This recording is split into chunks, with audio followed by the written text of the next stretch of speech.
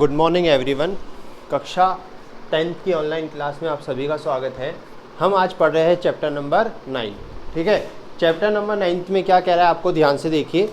आपको क्या रखा है क्वेश्चन फर्स्ट में, देखिए आपको क्वेश्चन फर्स्ट दिखाता हूँ, फिर मैं आपको इसका डायग्राम बनाऊँगा जिसके अंदर आपको कहा गया है कि आकृति जो दी गई है उसमें PQRS के आपको क्या लिखने हैं, निर्देशांक लिखने हैं। तो निर्देशांक देखिए अपन लिखते हैं, पहले अपन डायग्राम बनाते हैं, फिर आपको मैं समझाऊंगा किस तरीके से इसके कोऑर्डिनेट्स लिखे जाते हैं। ठीक है, देखिए ये जो y होता है ये किसका होता है, प्लस का। ये नीचे जो y होता है वो किसका होता है, माइनस का। राइट में जो होता है वो x होता है वो किसका होता है, प्लस का। और इधर जो होगा वो x किसका होगा, माइनस का। ठीक है, थोड़ा सा ध्यान से।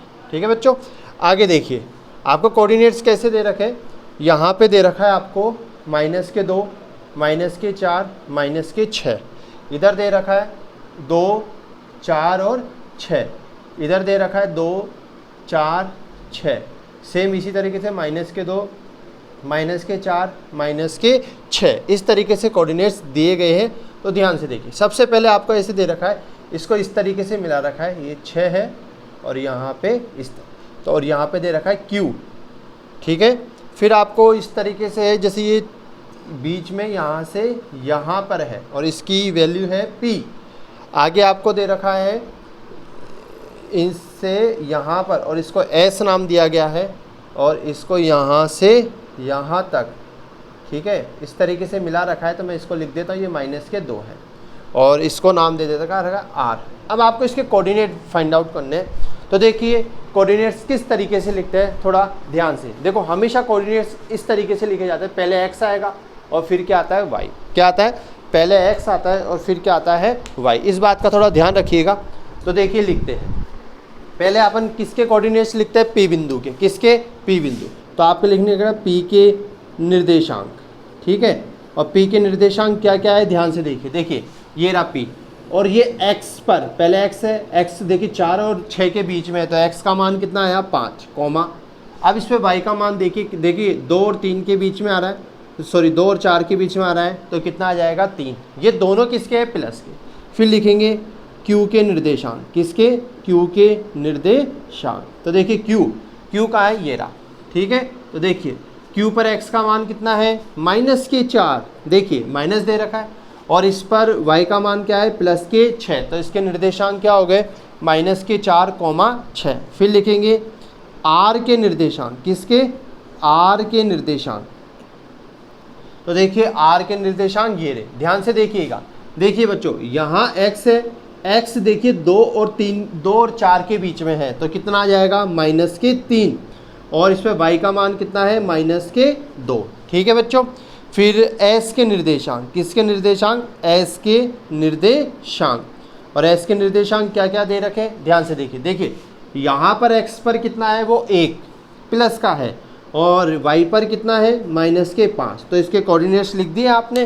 पहले p के निर्देशांक आए 5, 3, q के निर्देशांक आए -4, 6, और r के निर्देशांक आए -3, -2, और s के निर्देशांक आए 1, -5। ठीक है बच्चों, तो इसे नोट डाउन कर लीजिए फटाफट। फिर अगला क्वेश्चन देखते हैं क्या कह रहा है।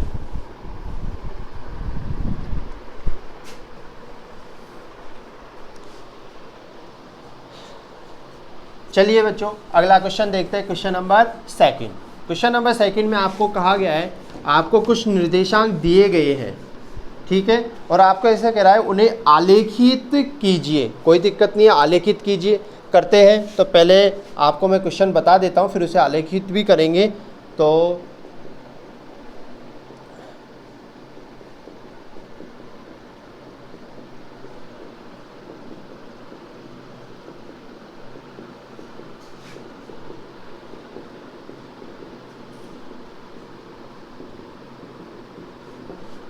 पहला निर्देशांक दे रखा है 1, 2, दूसरा दे रखा है -1, 3, तीसरा दे रखा है -2, -4, फिर दे रखा है 3, -2, फिर दे रखा है आपको 2, 0, और फिर दे रखा है 0, 3। ठीक है बच्चों, अब इसको ग्राफ पर बनाना है। देखिए मेरे पास ग्राफ नहीं है, मैं यहाँ पर ड्रॉ कर रहा हूँ, लेकिन आपके पास जो ग्राफ पेपर है उसके ऊपर आपको सही ढंग से ड्रॉ करना है। मैं आपको इसके अंदर कुछ चीज़ें बताता हूँ, ध्यान से समझिएगा कौन सी चीज़ क्या है। देखिए जहां पर x अक्ष और y अक्ष एक दूसरे को काटते हैं, देखिए यहां पर काट रहा है, तो इस बिंदु को कौन सा बिंदु कहते हैं? मूल बिंदु।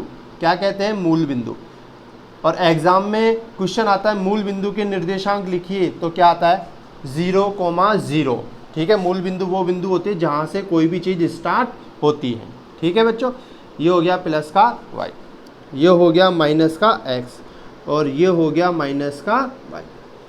ठीक है, अब करते हैं, ध्यान से देखिए, इसके कोऑर्डिनेट लिख देते हैं। जैसे यहाँ पर 1, यहाँ पे 2, यहाँ पे 3, यहाँ पे 4 और यहाँ पे 5। इस तरीके से 1, 2, 3, 4 और 5। इसी तरीके से यहाँ पर माइनस का 1, माइनस का 2, माइनस का 3, माइनस का 4, माइनस का 5। यहाँ पे माइनस का 1, माइनस के 2, माइनस के 3, माइनस के 4, माइनस के 5। तो देखिए ग्राफ पेपर मैंने ड्रॉ कर लिया है।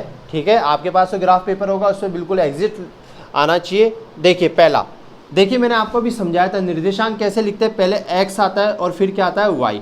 तो देखिए x का मान प्लस का 1 है, तो देखिए ये x है, इस पे गए प्लस का 1, और इस पे y का मान कितना है? 2, तो इस पे 2 चले जाइए, 1 और 2, तो ये आ गया। तो इसका मतलब ये, और इस बिंदु को लिख देते हैं अपन 1,2। हो गया, ये हो गया पहला। फिर है माइनस के 1,3, तो पहले x का मान फिर y का मान, तो x का मान माइनस का 1 ये रहा, और इसमें y का मान कितना है? 3, तो लीजिए मिल गया। तो यहाँ पे लिख देते हैं माइनस का 1,3। हो गया। अगला देखिए माइनस के 2, माइनस के 4, तो x का मान माइनस के 2 और y का मान माइनस के 4, तो ये रहा। देखिए यहाँ से ये गया, तो यहाँ पर माइनस के 2, माइनस के 4 लिख दिया आपने। फिर लिखते हैं 3, माइनस के 2, तो देखिए x का मान प्लस के 3 है, तो पहले x पे प्लस के 3 गए, और इस पे y का मान कितना है? माइनस के 2। तो देखिए मैं इसको मिटा देता हूँ, आपको मूल बिंदु के कोऑर्डिनेट्स मैंने लिख दिए हैं और आपको पता होना चाहिए था। देखिए तो यहाँ पे लिखेंगे 3, माइनस के 2। हो गया बच्चों। फिर अगला क्वेश्चन है 2,0। देखिए ये बहुत इंपॉर्टेंट है, थोड़ा ध्यान से सीखिएगा। देखिए x का मान कितना है? 2, तो देखिए ये रहा 2। अब इससे y का मान कितना है? 0, तो देखिए ऊपर जाएंगे तो y का मान कुछ ना कुछ होगा, लेकिन यहाँ पर क्या दे रखा है आपको? 0 दे रखा है, तो इसलिए यहाँ पर क्या आएगा? 0। तो ये का यही जो निर्देशांक है ये क्या आ जाएंगे? 2,0। सेम इसी तरीके से ये दे रखा है आपको 0,3, तो देखिए y का मान हो गया 0, सॉरी x का मान 0 हो गया, इस पर y का मान कितना है? 3, तो ये रहा। ठीक है, तो ये कितना हो गया? 0,3। कितना हो गया? 0,3। तो आपको इस तरीके से इनको क्या करना था? आलेखित करना था, जो कि हमने कर दिया है। ठीक है, तो आप नोट डाउन कीजिए। फिर अगला क्वेश्चन देखते हैं क्या कह रहा है।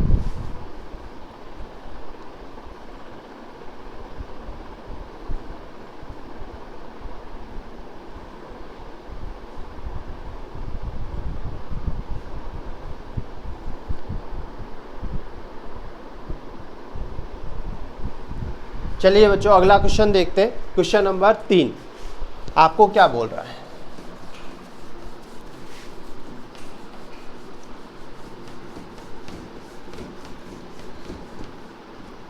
देखिए आपको कह रहा है एक आयतीय निर्देशांक अक्षों को लेते हुए 0,0 p, ये और आलेखित कीजिए। और OPQR एक आयत है, तो Q के निर्देशांक आपको क्या करने हैं? Q के निर्देशांक ज्ञात कीजिए। देखिए इस तरीके से दे रखा है आपको, ये मैं आपको क्वेश्चन पढ़ा देता हूँ।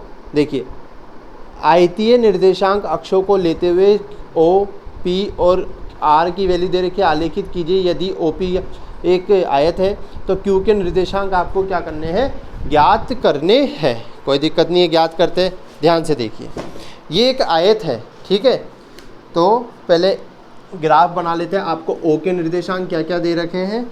आपको O के निर्देशांक इन्होंने दे रखे 0,0, 0,0, फिर P, फिर R और फिर Q। तो ये हो गया 3,0, ये हो गया 0,4, ठीक है। और OPQR एक आयत है, तो Q के निर्देशांक ज्ञात कीजिए। कोई दिक्कत नहीं है, देखिए कैसे ज्ञात करेंगे। ध्यान से देखिए, पहले मैं इसको एक ग्राफ पे बना देता हूँ, फिर मैं आपको समझाऊंगा किस तरीके से करना है। ये देखिए, ये हो गया 1, 2, 3, 4, 1, 2, 3, 4। इसी 1 2 3 और 4, ये -1 -2 -3 -4, इसी तरीके से -1 -2 -3 -4। अब देखिए 0,0, तो ये हो गया 0,0 और इसको नाम दे दिया O। फिर है P, तो ये हो गया P, ठीक है, 3,0। फिर आपको दे रखा है O का मान है 0,4, तो ये हो गया 0,4। अब मेरे को बताइए आयत जो होता है उसके आमने सामने की भुजाएं क्या होती है, बराबर।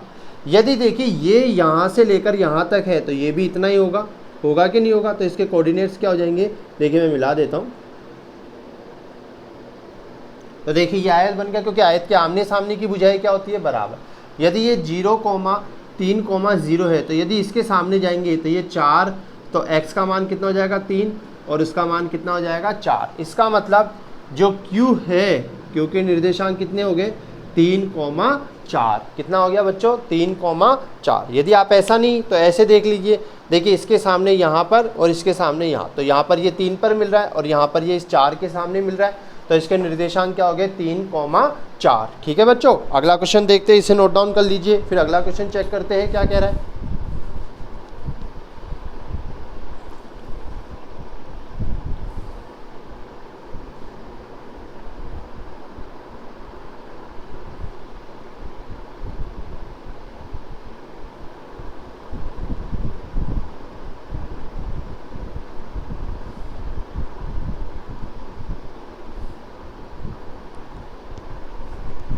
चलिए अगला क्वेश्चन देखते हैं, क्वेश्चन नंबर 4।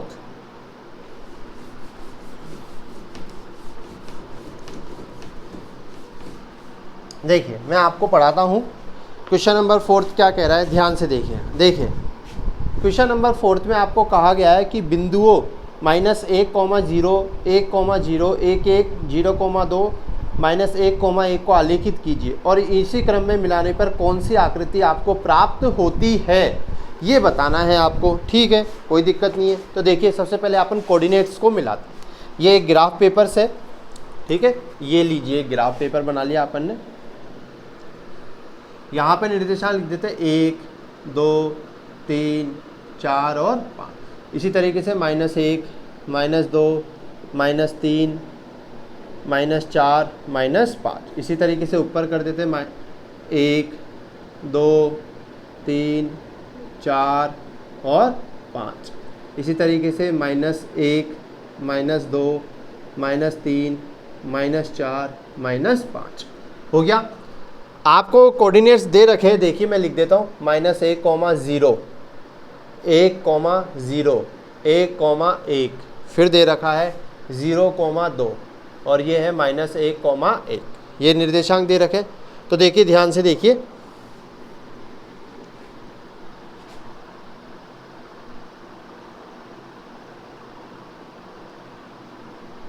चलिए देखिए -1,0, तो ये रहा देखो -1,0, ठीक है।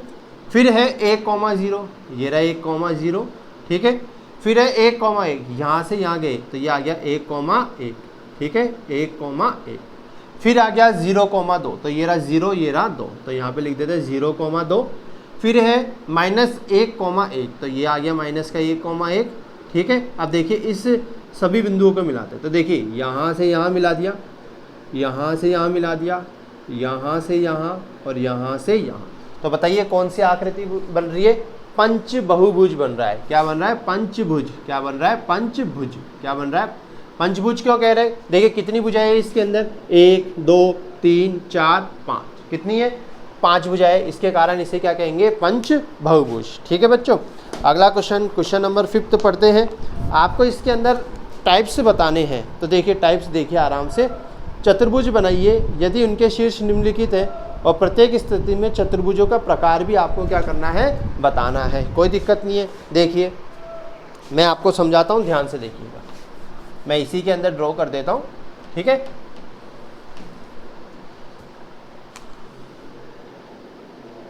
ये 1 हो गया और ये 2, ठीक है। यहाँ पर -1। पहला क्वेश्चन क्या है, चतुर्भुज का प्रकार बताना है आपको, तो ध्यान से देखिए। 5th का फर्स्ट है 1,1, 2,4, 8,4 और 10,1। फिर इसका सेकंड क्वेश्चन है -2, -2, -4,2, -6, -2 और -4, -6। ठीक है, आपको चतुर्भुज का प्रकार बताना है। तो पहले फर्स्ट देखिए 1 1 तो ये आ गया, दूसरा है 2 पर 4 तो ये रहा 2 और इस पे 4 तो ये रहा 2 पे 4। ठीक है, आगे आपको क्या कह रखा है 8 पे 4, 8 पे 4 तो कोई दिक्कत नहीं है, 6 7 और 1 8, 8 पे 4 तो 1 2 3 4 तो ये इसके सामने बन जाएगा, ये लीजिए 8 पे 4। फिर कह रहा है 10 पे 1, लीजिए कोई दिक्कत नहीं है, 9 और 1 10 तो 10 पर 1 ये बन गया 10 पर। अब इनको मिला दीजिए, देखिए 1 पर 1 ये बन गया, इसको यहाँ से यहाँ मिला दिया और इसको यहाँ से यहाँ। ठीक है, तो आप बताइए कौन सी आकृति बन रही है, देखिए बताइए कौन सी आकृति बन रही है। देखिए भुजाई गिनिए आप, इसके अंदर क्या गिनिए भुजाएं, और भुजाएं कितनी आ रही है इसके अंदर, ध्यान से देखिए भुजाओं की संख्या गिनने से आपको इसका आंसर आ जाएगा। तो पहला जो क्वेश्चन बन रहा है वो बन रहा है एक समलंब चतुर्भुज। क्या बन रहा है, समलंब चतुर्भुज, क्योंकि इसके अब देखिए 10 पर 1 बोल रहा था तो आप इससे ही नहीं मिला सकते इसको। ठीक है, ध्यान से देखिए ये कोऑर्डिनेट्स थे तो आप इसको ऐसे ही मिलाएंगे। तो देखिए किसी भी चतुर्भुज की यदि एक भुजा का जोड़ा यदि समांतर होता है तो वो कौन सा चतुर्भुज होता है, समलंब चतुर्भुज। तो जो ये इसका पहला क्वेश्चन था उसका डायग्राम ये बन गया, आप नोट डाउन कर लीजिए। फिर अगला क्वेश्चन देखते हैं इसका।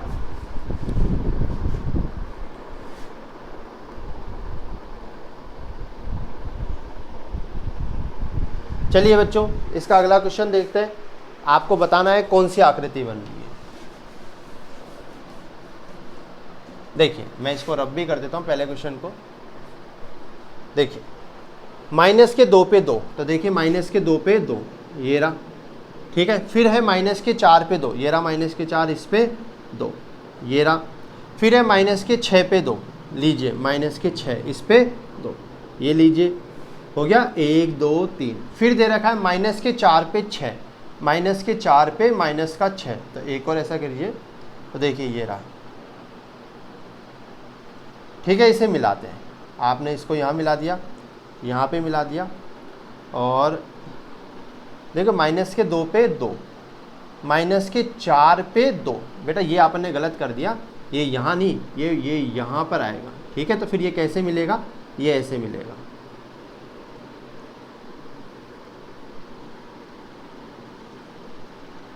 और जब भी ध्यान रखना है पतंग जैसी आकृति बनती है, क्या बनती है, पतंग जैसी आकृति।